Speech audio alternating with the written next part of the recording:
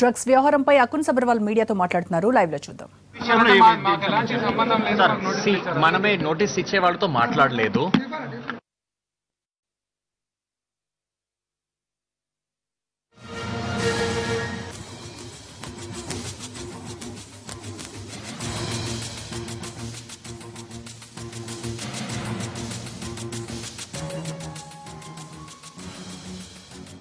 వాళ్ళు ఒక్కొక్క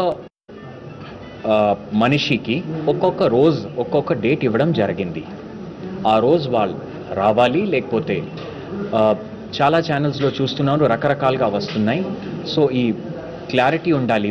these are notices under section 67 NDPS act.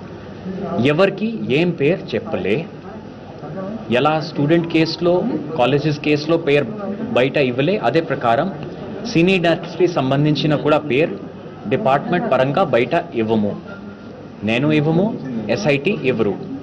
So ఈ రకరకాలుగా ఎవరికి పిలిచామో వాళ్ళందరికీ క్లియర్గా నోటీసెస్ వాళ్ళ పేరుతో వాళ్ళ అడ్రస్సెస్కి వెళ్ళినాయి.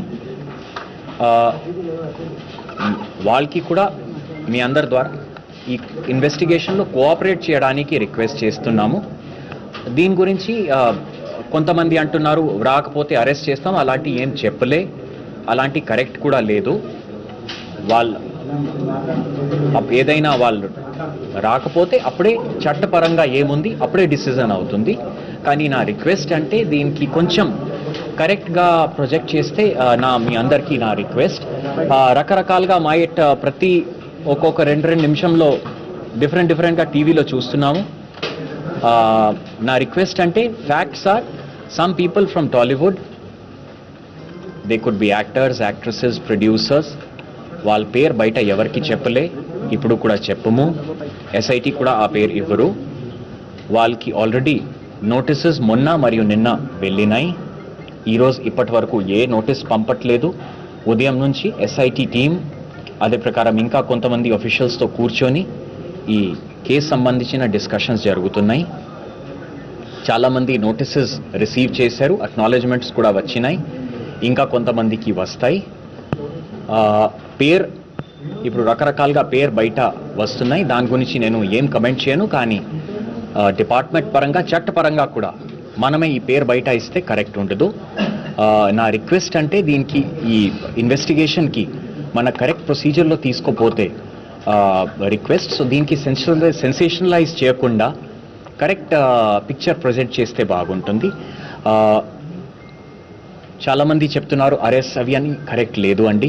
నేను మళ్ళీ రిక్వెస్ట్ చేస్తున్నాము, అలాంటి నేను ఏ మాట చెప్పలే, ఈ మాట బయట వెళ్ళలే. సో దయచేసి మీ అందరికీ రిక్వెస్ట్, ప్లీజ్ కోఆపరేట్. కరెక్ట్గా ప్రజెంట్ చేయాలంటే మీరు ఎంతమంది ఒకసారి పేర్లు అవసరం లేదు, కానీ ఎంతమంది నేను చెప్పను అండి. ఇప్పటి వరకు నిన్నటి వరకు 12 పర్సన్స్కి టోటల్ 12 సంబంధించిన వాళ్ళు డైరెక్ట్ ఇండస్ట్రీ ఉండవచ్చు, వేరే వాళ్ళు కూడా ఉండవచ్చు.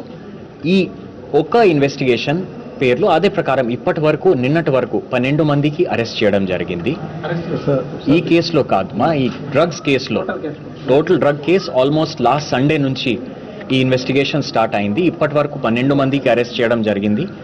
ఈరోజు ఉదయం నిన్న నైట్ రేడ్స్లో ఇంకా ఒక మనిషి LSDతో దొరికారు. సో 13 మందికి ఇప్పటి వరకు అరెస్ట్ చేయడం జరిగినాయి. ఇవి నోటీసెస్ పంపడం కారణాలంటే ఏదైనా ఆధారాలు ఉండవచ్చు, లేకపోతే ఈ కేసు ఇన్వెస్టిగేషన్ కోసం వాళ్ళకి పిలవడం జరుగుతున్నది. డైరెక్ట్ ఎవరి మీద ఏం అలిగేషన్స్ పెట్టలే. ఇన్వెస్టిగేషన్గా వాళ్ళందరికీ ఇక్కడే ఇంటర్వ్యూ క్వశ్చనింగ్ కోసం పిలవడం జరుగుతోంది. ఇప్పటి వరకు నాకే లేకపోతే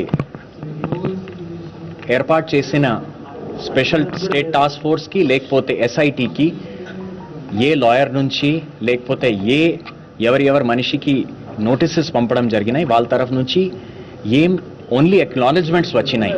వస్తే తప్పకుండా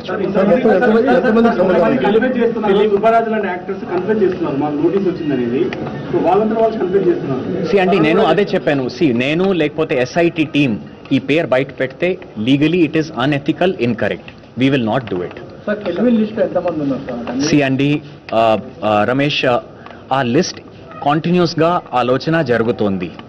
ఒక ఫోన్లో చాలా వరకు రికార్డ్స్ ఉండవచ్చు, లేకపోతే ఇంటెరోగేషన్ టైంలో ఆయనకి ఫస్ట్ టైం ఆల్మోస్ట్ 24 hours ఇప్పుడు మళ్ళీ రిమాండ్కి తీసుకోవడం జరుగుతుంది. సో ఈ కెల్విన్ ఒక్క మనిషి పేరు కాదు, ఆల్మోస్ట్ నిన్నటి వరకు 12 persons అరెస్ట్ అయ్యారు.